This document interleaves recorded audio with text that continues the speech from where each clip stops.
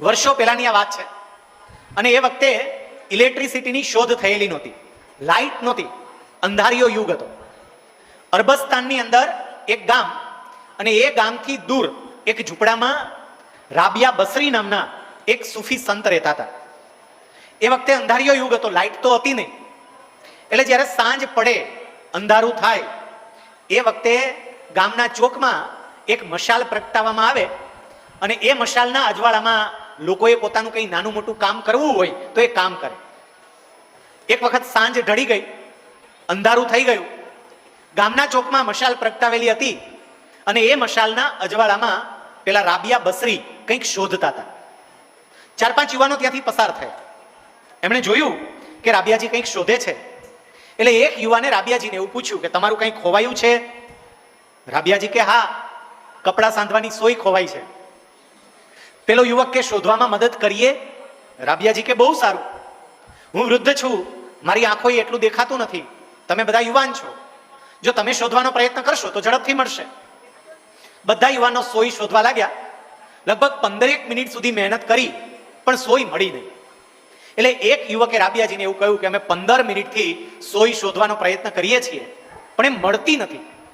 આમ ચોક્કસ તમે જગ્યા બતાવશો કે કઈ જગ્યાએ ખોવાય છે? તો અમે ત્યાં જ શોધીએ. અને એ વખતે રાબિયાજી ગામથી દૂર રહેલી પોતાની ઝૂંપડી તરફ આંગળી ચીંધીને એવું કહે છે કે સોય તો મારી ત્યાં ઝૂંપડામાં ખોવાય છે. આટલી વાત કરીને પેલા યુવાનો ખડખડાટ હસી પડ્યા. એટલે રાબિયાજીએ કહ્યું કે હસો છો કેમ? યુવાનો કે હસીએ નહીં તો શું કરીએ, તમે વાત જ એવી કરી, તમારી સોય ઝૂંપડામાં ખોવાય છે તો આ ગામના ચોકમાં શું શોધો છો? આ ગામના ચોકમાં મશાલનું અજવાળું નહીં, કદાચ સૂર્યનારાયણ મધ્યાહને તપતા હોય ને તોય ના મળે, તમે અહીંયા શોધો છો. એ વખતે રાબિયાજીએ જવાબ આપતા કહ્યું કે ત્યાં મારી ઝૂંપડીની અંદર અજવાળું નથી, મારી પાસે દીવો નથી, અહીંયા પ્રકાશ છે ને એટલે શોધવા આવી છું. યુવાનોએ હસતા હસતા કહ્યું કે તમે મૂર્ખ જેવી વાત કરો છો. સોય જો ઝૂંપડામાં ખોવાઈ હોય તો આ ગામના ચોકમાં શોધવાથી મળે નહીં, આ મૂર્ખ જેવી વાત છે. અને એ વખતે રાબિયાજીએ જે જવાબ આપ્યો એ આપણા વિષયનો પાયો છે. રાબિયાજીએ કહ્યું તો હું એકલી નહીં, દુનિયાના મોટાભાગના લોકો પણ મૂર્ખા છે. પેલા યુવાનો કે કેમ બધા વિશે આવું કહો છો? અને તે વખતે રાબિયાજીએ એવું કહ્યું કે દુનિયાના લોકોનું સુખ અને શાંતિ ખોવાયા છે કોઈ જુદી જગ્યાએ અને શોધે છે કોઈ જુદી જગ્યાએ. આપણે બધા જે કંઈ પણ પ્રયત્ન કરીએ છીએ એ સુખ અને શાંતિ માટેનો પ્રયત્ન કરીએ છીએ, પણ બહુ ઓછાને એ સુખ અને શાંતિની અનુભૂતિ થાય છે. કારણ કે ખોવાયા છે જુદી જગ્યાએ, શોધીએ છીએ જુદી જગ્યાએ. આજે હું તમને લૌકિક દ્રષ્ટિએ કેટલીક વાતો કહેવાનો છું.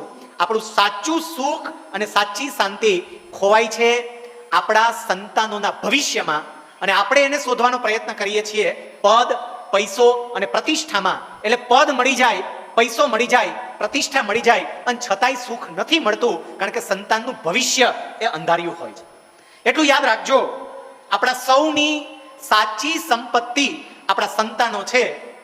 તમે કોઈને ત્યાં સામાજિક પ્રસંગોમાં જાઓ, વ્યવહાર સાચવવા માટે જાઓ, તમારા સગા સંબંધી કે બીજા લોકો તમને મળે ત્યારે કોઈ તમને એમ નહીં પૂછે કે તમારે બંગલા કેટલા છે, તમારે જમીન કેટલી છે, તમે કેટલી કંપનીઓમાં પાર્ટનરશિપ કરી. બધા સગાવાલા અને લોકો આપણને એક જ પ્રશ્ન પૂછશે, દીકરો શું કરે છે, દીકરી શું કરે છે? આપણી સાચી ઓળખ આપણો દીકરો કે દીકરી છે, નહીં કે આપણી સંપત્તિ.